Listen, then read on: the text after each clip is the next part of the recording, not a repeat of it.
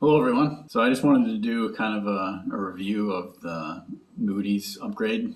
Last night I just kind of went through the article and posted the news basically. So I just wanted to go a bit deeper on kind of the ridiculousness of the whole thing. I don't believe it should have took Moody's so long to upgrade them from junk to investment grade. So Alexandra Mers, Tesla Boomer Mama on Twitter, she posted this chart showing the financials of the Q4 2022 financials of different companies versus their ratings at S&P and Moody's. So they have different categories here: cash to debt, debt to equity, debt to EBITDA, debt to revenue, Altman Z-score. So there's just different rating methods to look at how healthy a company is in terms of financial position, basically. So if we look at Tesla in these 5 categories, we got cash to debt 3.86, best overall on this chart. Debt to equity 0.13, second best on the chart. Debt to EBITDA 0.33, best on the chart. Debt to revenue 0.07,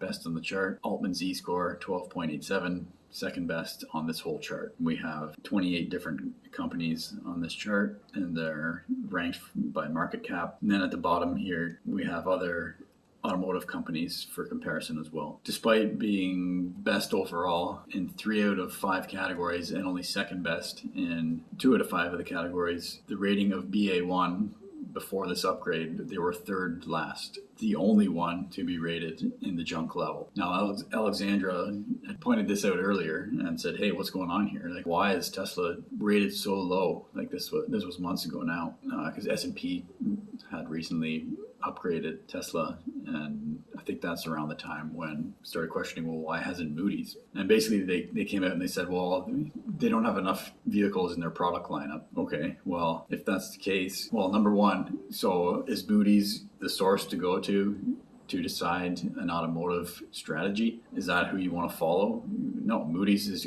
they're all about financial aspects of a company. I wouldn't go to Moody's and ask for advice on how to run my automotive business. Just look at the numbers and decide, is this company worth, in a good position financially? Not, oh, well, their strategy is good or not. Because that was the excuse they gave. Said, oh, well, they only have 2 models that sell, so that's too risky. Well, even if that's the case, well, why is this anomaly when you look at this chart and all the other automotive companies in a worse financial position, and Tesla with just these 2 models is killing it as far as financials? Maybe, you should look a little deeper and think, well, why is that? How come they're doing so well with just these 2 models? Maybe that's what makes them stand out, because they're doing so well with just 2 models. They're more focused on doing well with a limited number of models, so you can focus, and kind of like the Apple model with the iPhone. There's not a lot of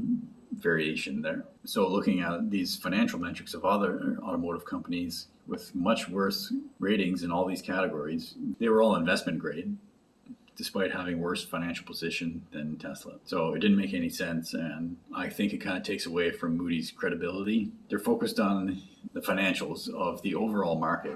I don't think they should dive into, being an automotive manufacturer and trying to decide what the best strategy is going forward. They just look at the financials. Are they in a good position or not? I guess, yeah, they have to decide if going forward they can maintain that to some degree.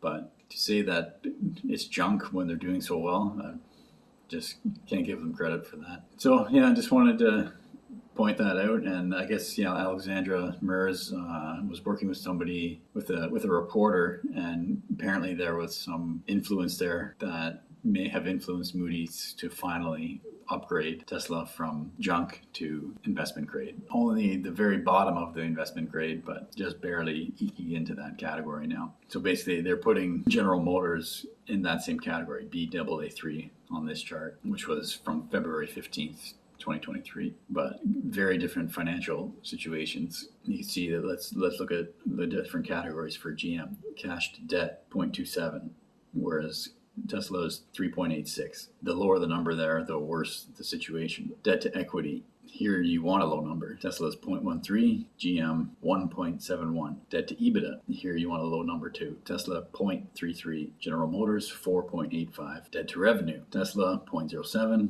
GM 0.74. Altman Z-score 12.87 for Tesla, and General Motors 1.24. Lower number is worse there. So despite this huge difference in these categories, they now have the same rating of Baa3. Doesn't make any sense in my mind. So anyway, yeah, I just wanted to add more context to the Moody's upgrade last night. My name's Evan Bertrand. This is the Evergreen channel. You can subscribe if you like by hitting the wheel, and thanks for watching.